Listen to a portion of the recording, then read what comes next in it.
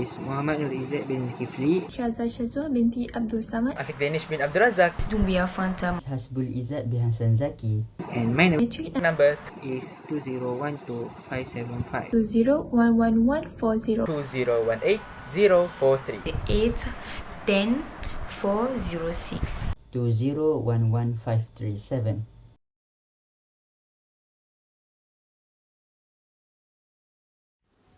Have you ever wondered what is meant by microfinance? Have you ever heard about this term? If not, let us discuss more about this. Microfinance, or also known as a microcredit, is one of the financial service that is putting high emphasis on helping the individuals and small business who cannot easily access the banking services and other financial related services.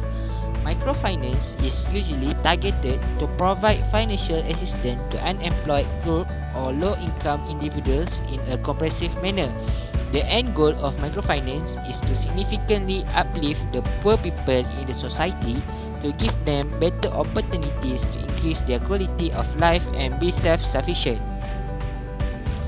Majority of microfinancing activities prevail in developing countries that are more income constrained compared to developed countries who are already income sufficient. Similar to other conventional financial service, microfinance also charge several amounts of interest on the loan and credit transaction. But unlike normal financial circumstances, where the lender is more concerned about the collateral sufficiency to repay back on loan, microfinance is more focusing on helping local entrepreneurs to succeed and develop the small business. Moreover, microfinance institution will also educate the recipients first prior to getting the financial assistance to ensure to sharpen the financial skill of recipients. Basic skills such as investing, cash flow management, bookkeeping, and other professional skills will learn by the recipients so they can make the best use for financial assistance that they receive. This will of course increase the probability of success and microfinance organization and thus help alleviate the poverty problem in the country. The discussion about this topic can be related with the first Sustainable Development Goals, which is no poverty, since microfinance and microcredit aims to financially help those who are in a small business and the people who have problem with their financial and need assistance on that. Next, this topic can also be related with the 8 SDG, which is decent work and economic growth. According to Abdul Razak, Dawami and Abdi Elmi in 2019 said that its goal is to achieve full employment across the communities by increasing job opportunities, especially for the poor and micro enterprises. This is in line with the 10th goal SDG, which is reduce inequalities, and it can help the society more in other aspects too. With all that being said, there are many questions and curiosities that always arise in the midst of this discussion about the Islamic microfinance. Among the questions that will be answered in this video are: what are the principles of Islamic microfinance? The second is, what are the differences between Islamic microfinance and conventional microfinance? The third is, how Islamic microfinance can help to alleviate poverty. The fourth is, what are the contracts that can help Islamic microfinance institutions? And the fifth is, what are the challenges faced in Islamic countries to implement or develop Islamic microfinance? Now, regarding the first question about the principles of Islamic microfinance, there are some principles in Islamic microfinance that can help to achieve its objectives in the future. One of them is prohibition of riba or usury. Any interest on savings or loan that needs to be paid without any sharing of risk or effort is considered unfair and unjust. Next one is risk sharing. Although interest is prohibited, they overcome this by promoting profit or loss sharing, which means the financial provider and the entrepreneur will share the business risk in return of the shares of the profit. This can be seen in the concept of mudarabah. In addition, Islam also prohibits gharar, which means uncertainty. Muslims are not allowed to be involved in uncertain and ambiguous transactions, and all the information needs to be shared to avoid misconduct of the transactions later. Last one is prohibition of investment in industries that will cause harm to the society. For instance, industries that deal with alcohol, gambling and casinos, which are considered immoral and violate the Sharia. Muslims cannot profit from these types of industries, and this principle is in line with the third Sustainable Development Goals, which is good health and well-being. Uncontrolled consumption of alcohol can be harmful to the society, and this principle will ensure the society is always in good health.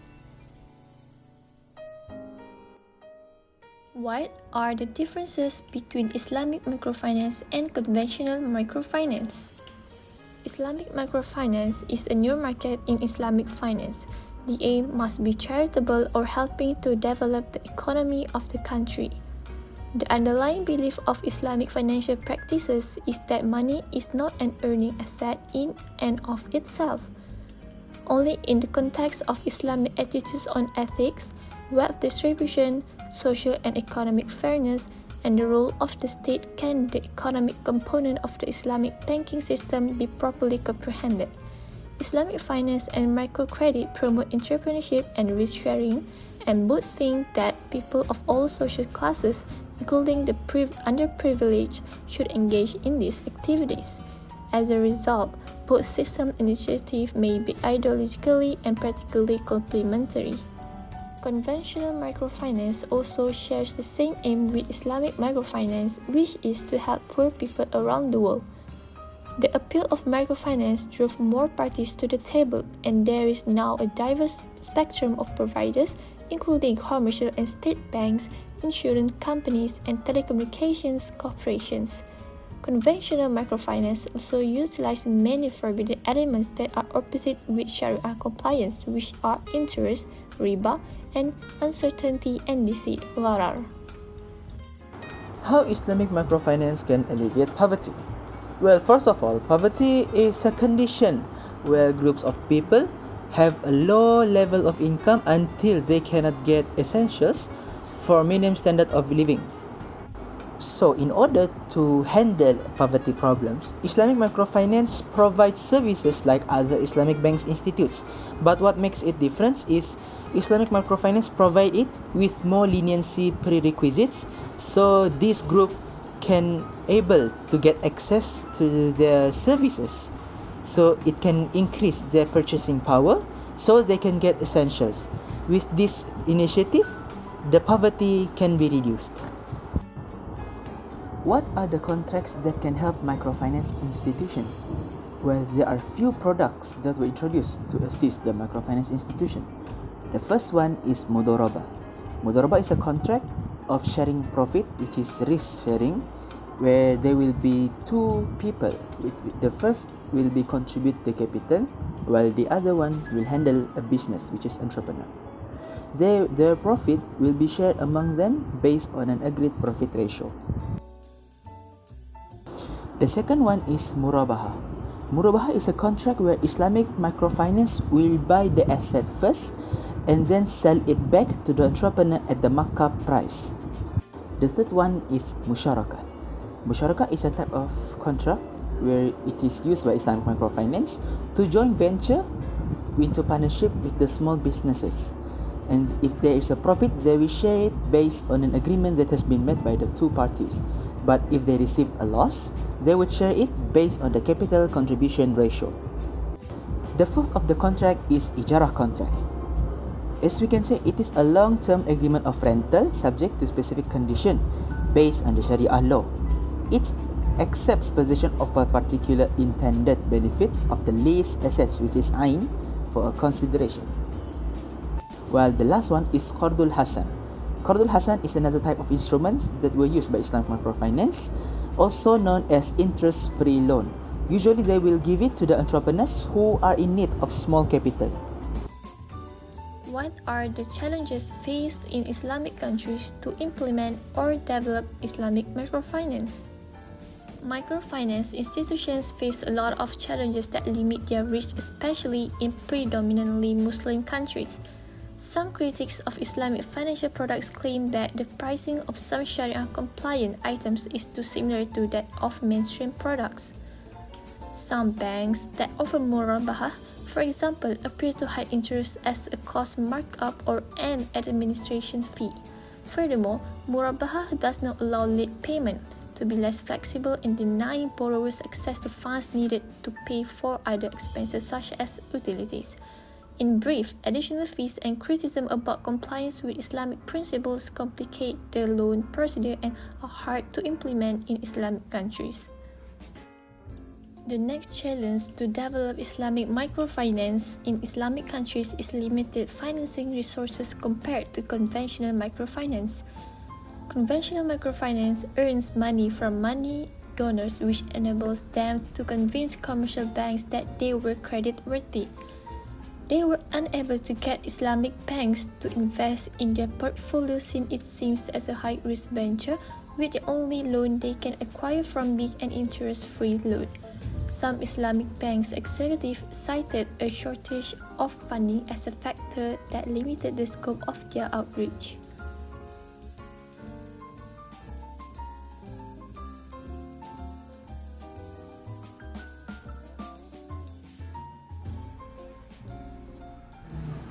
Bismillahirrahmanirrahim. What we can conclude from it, Islamic microfinance has a greater potential in days present than during today existence of the group which poverty problem and also having a lowest income. Among them, which service provider, their possession power has been ghosted and benefits them in their daily life source, as getting the essential also true. Islamic microfinance they can get support in opening their local business as they are manager to get the capital from the bank. However, it become a good initiative in achieving the target sustainable development goal. Thanks.